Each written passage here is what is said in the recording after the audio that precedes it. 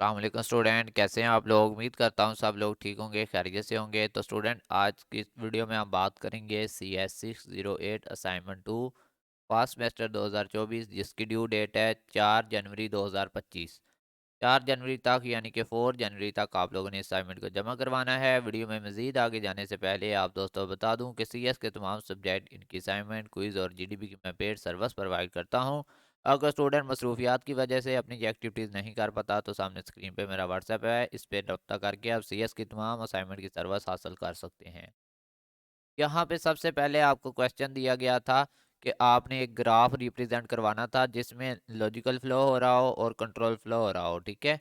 और इसको आपने लेबल्स के साथ जो है वो दिखाना था, ठीक है। यहाँ पे मैंने लेबल कर दिया है इसको। और इसको आप बना सकते हैं ड्रा डॉट आईओ टूल के ऊपर। अगर इस तरह से मेरी तरह बनाना चाह रहे हैं तो ड्रा डॉट आईओ टूल का इस्तेमाल कर सकते हैं, एक प्रोफेशनल तरीके से बन जाएगा। अगर आप एवन ड्रा करना चाहते हैं मतलब थोड़ा बहुत, तो फिर आप ये इसका इस्तेमाल कर सकते हैं पेंट का, ठीक है। इसमें भी आप थोड़ा सा आपका टाइम लगेगा, वैसा ही बना सकते हैं, ये देख सकते हैं, ठीक है। ये देखें, इस तरह से आप जब आपका पहला बन जाएगा ना, ये स्टार्टिंग नोड है तो ये पूरा ब्लैक होगा, ठीक है। और जो डिसीजन नोड होंगे उनमें ब्लैक वाला डॉट होगा, ये आपका हो गया। इस तरह आपने नीचे सो ऑन अगर आना है तो आप यहाँ से एरो लगा सकते हैं इस तरह से, ठीक है। एरो कैसे लगाते हैं, ये लाइन होगी ना आपकी, इस तरह से बिल्कुल सीधी लाइन लगानी है और इसको इस तरह से एरो बना लेना है। अब इसके नीचे फिर से बॉक्स बनाना है, ठीक है। तो ये आपने इस तरह से अपनी डायग्राम को जो है ना रीड करना है। इस तरह से बॉक्स बना ले इसके नीचे, ठीक है। और इसके अंदर टेक्स्ट लिखना है तो ये ए वाला होता है, इस पर क्लिक करके जो मर्जी आप टेक्स्ट लिख लें अपना, जो मैंने डायग्राम में दिखाया हुआ है, ठीक है। तो ये छोटी सी डायग्राम आपने बनानी है पार्ट नंबर 1 के लिए। इसी तरह अगर ये क्लोजिंग नोड डिसीजन नोड बनाना है ना लास्ट वाला, तो उसमें क्या करना है, को बनाने का तरीका भी बहुत आसान होगा, ठीक है। ये जब एरो लग गया ना आपका इस तरह से, अब देखें एरो बार बार बनाने की ज़रूरत नहीं है। कैसे, आपने एरो कहीं पे लगाना है, जो सिलेक्ट का बटन है तो यहाँ से पकड़ें और इतना इसको कॉपी करें और जहाँ मर्जी इसको जाके एरो को पेस्ट करें। ये देखें, जितने मर्जी एरो बना लें, ये 1 सेकंड में बन जाती है। इस पर भी डायग्राम बनानी हो, ठीक, सिर्फ बनाने वाला बंदा हो, ठीक है। अब यहाँ पे आपने ये वाला डिसीजन नोड बनाना है तो सिंपली क्या आपको नज़र आ रहा है कि एक सर्कल है, उस सर्कल के अंदर फिर से सर्कल है और अंदर वाला सर्कल जो है वो ब्लैक है। ये देखें, एक सर्कल हो गया ना, तो आपने यहाँ पे इसके साथ अटैच कर देना है। इसी के अंदर एक छोटा सा सर्कल और बनाना है आपने, ठीक है। इतना बड़ा बना लेना कि ये मूव कर सके, ठीक है, वरना फिर आपको प्रॉब्लम हो सकती है। ये देखें, इतना मैंने इसको सेट कर लिया। अब इसके अंदर ब्लैक कलर दे दें, ये कलर का ऑप्शन होता है। और ये ले, सेम वैसा ही बन गया, ठीक है। तो इसको आपने कर लेना है, ठीक है। इस डायग्राम को बनाना है, ये है आपका पार्ट नंबर 1, ये सॉल्व हो जाएगा। अब चलते हैं पार्ट नंबर 2 की तरफ। Identify all the independent and dependent path through the development graph. जो आपने ग्राफ डेवलप किया है उसके ज़रिए आपने जो है वो पाथ बताने हैं, इंडिपेंडेंट पाथ और डिपेंडेंट पाथ कौन कौन से हैं, ठीक है। तो यहाँ पे बात करें तो हमारे इनवैलिड इनपुट जो हैं वो हैं 1 2 3, ठीक है। और हमारा एंड जो हो रहा है वो 1 2 3 4 5, ये पाथ हमारे एंडिंग पाथ हैं। और इनवैलिड इनपुट है 1 2 3 की।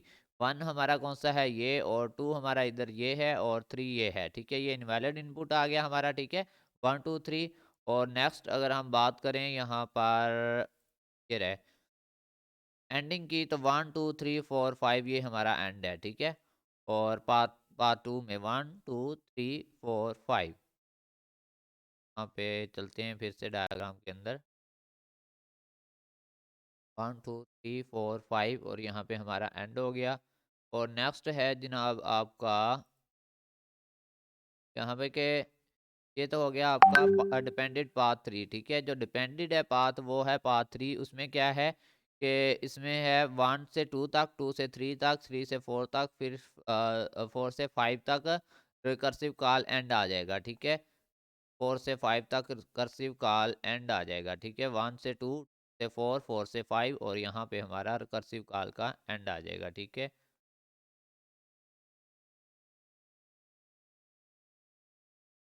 कॉल एंड एंड 5 से आगे, ठीक है। तरह से आप लोगों ने इसको रेडी करना है, ठीक है। और ये पॉइंट्स बेशक साथ में ना लिखना, कौन से, कि 1 2 3 4 5 6 7 जो है ये पॉइंट लिखने की नहीं है। आगे नेक्स्ट चलते हैं यहाँ पर, determine the specific condition that must be satisfied to the traverse each in, ठीक है। कह रहे हैं कि स्पेसिफिक कंडीशन बताएं जो मस्ट सेटिस्फाई कर रही हो ट्रावर्स ईच इन 25 पाथ को, ठीक है। पाथ 1 में आपका क्या हो रहा है कि n जो है वो ग्रेटर देन 0 है और n इक्वल टू -5 है, ठीक है। और पाथ 2 के अंदर आपका n जो है वो इक्वल टू 0 है और पाथ 3 के अंदर n जो है वो आपका यहाँ पे लेस देन था और यहाँ पे आप ग्रेटर देन 0 है आपका नंबर ऑफ इनपुट जो है, ठीक है। और n इक्वल टू 5 है, ठीक है। तो ये आपके ग्राफ के अंदर ये सारी इंफॉर्मेशन इसी ग्राफ के अंदर, ठीक है। चलें जी नेक्स्ट चलते हैं, और नेक्स्ट है हमारा यहाँ पर part number 4, specify test will allow the program to execute each dependent and independent path at least once. तो यहाँ पे आएगा test input for each path, test all path provide the following point, ठीक है। इसको आपने एक टेबल बना लेना है, यहाँ पे इंसर्ट पे जाके ये टेबल होता है, 3 हैं कॉलम और 3 रोज हैं, तो इस तरह से आपका टेबल ये बन जाएगा, ठीक है। आप लोगों ने फिर 4 हैं, ठीक है, तो फिर आपने लिख लेना है उस टेबल के अंदर। बाकी ये एडिशनल चीज़ें लिखने की ज़रूरत है जहाँ पे आपकी असाइनमेंट कंप्लीट हो गई है। मैंने कंप्लीट आपको असाइनमेंट जो है ऑलमोस्ट समझा दी है, ठीक है। और मिलते हैं न्यू वीडियो में, तब तक के लिए अल्लाह हाफिज़, फ़ी अमानिल्लाह, अपना ख्याल रखिएगा।